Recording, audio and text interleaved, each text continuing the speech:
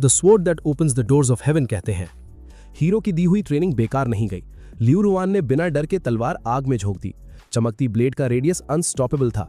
वो सीधा शियोरयू के अहंकारी चेहरे की तरफ उड़ रहा था। अगले ही पल अरीना में विशाल एक्सप्लोजन गूंज उठा।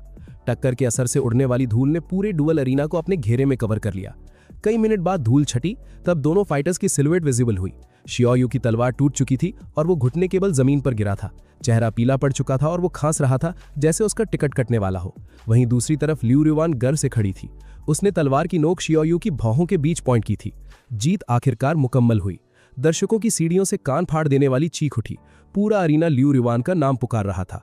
वहीं दूसरी तरफ हीरो अपनी सीट पर बिल्कुल आराम से कंफर्टेबल पोस्चर में बैठा था। उसे ज्यादा सोचने की जरूरत नहीं पड़ी। पता था कि बेवकूफ सिस्टम डर के मारे हैंग हो गया होगा। काफी देर बाद नोटिफिकेशंस की आवाज आई। सिस्टम ने अनाउंस किया कि होस्ट ने बिना पर्सनली इंटरवीन किए डिजिंग किंगडम्स के डीमन ऑफ द स्वॉर्ड को हरा दिया। सिस्टम बोला कि वहां लोग ज्यादा थे इसलिए वो प्रोस्ट्रेट नहीं कर पाया।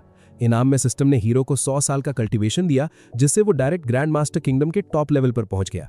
साथ ही डिवाइन स्टेप्स की इची थियान या टेक्निक और श्वानतियन डांजिंग का वॉल्यूम रिसीव हुआ।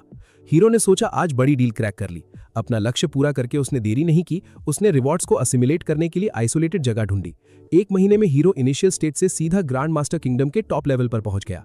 पर जब उसने डिजिंग किंगडम्स के खतरनाक मॉन्स्टर्स के बारे में सोचा तो लगा कि कल्टीवेशन का रास्ता लंबा और ऑब्स्टिकल से भरा है। लेकिन जिस चीज ने सबसे ज्यादा इंट्रीग किया वो था श्वानतियन डांजिंग का वॉल्यूम। इस पैरेलल वर्ल्ड में एल्केमिस्ट्स किसी 5 टांग वाली भेड़ जितने रेयर थे। हीरो ने दिमाग लगाया कि अगर वो रेयर एल्केमी स्किल को स्पेस ऑफ अवेकनिंग के साथ कंबाइन कर ले तो पावर एक्सप्लोड होकर आसमान छू लेगी। अगले दिनों तक हीरो ने स्पेस ऑफ अवेकनिंग के अंदर घुसकर एल्केमी सीखने पर फोकस किया, पर यह बड़ा सिरदर्द था। जब हीरो फ्रेश हर्ब्स तोड़ने का सोच रहा था, फोन पर लाइव ब्रॉडकास्ट की नोटिफिकेशन आई। वीडियो में बता रहे थे कि प्रेरीज का स्वॉर्ड्समैन मास्टर टांग बा अनफेंग पहाड़ पर जैंग हाई को चैलेंज कर रहा है। हीरो ने सोचा उसे रिवॉर्ड मिल चुका है, इसलिए इस मैटर में मिक्स होने का मन नहीं था। पर टांग बा की गालियां अब सच में अनबेरेबल हो चुकी थी। खबर थी कि यह पिछले कई दिनों से चल रहा था। हीरो सोचने लगा कि वो कब तक इससे बचेगा। तभी लाइव फीड में एक जानी पहचानी सिलुएट गुजरती दिखी। वो उसकी लॉयल शिष्या लियू रुआन थी। लियू रुआन ने टांग बा की आंखों में देखकर कड़े शब्दों में इंसल्ट करना शुरू किया। लियू रुआन बोली कि टांग बा के कर्म यंग जनरेशन के लिए एक सबक है। उसकी नजर में टांग बा सस्ता जोकर था।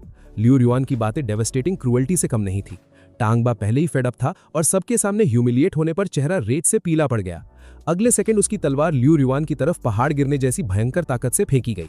इस सडन अटैक से लियू रुआन पूरी तरह पैक होने की हालत में गिर पड़ी।